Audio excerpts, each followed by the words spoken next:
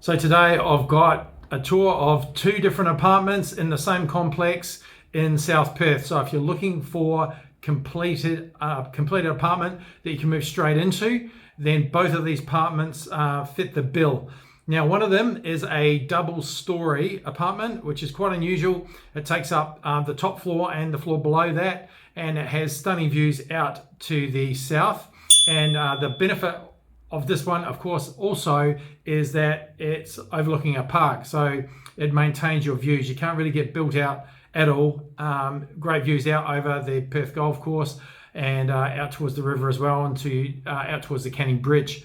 So the other apartment I've got is a sub penthouse. We can have a look through that, and that's facing north, slightly northwest towards Kings Park.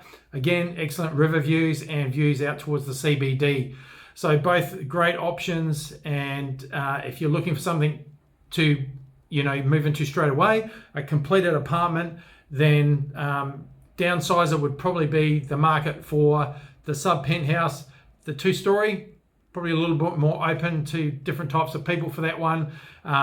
They're both fantastically finished and they both look great, and like I said, the views are outstanding. Now, South Perth itself has been coming on leaps and bounds in terms of median house price over the last 2 years or 2.5 years. It's really gone from around about a $1.5 million median house price to $2 million or so now. So great place to get into, good in terms of growth for your property. We've still got probably another 3 or 4 years of very, very strong growth in Perth here to go. So if you're looking for something that's completed, there's not that much left around at the moment in terms of that kind of stock. So let's get on with it, and you can have a look at the tours of each of these apartments. So let's start off with the double-story penthouse.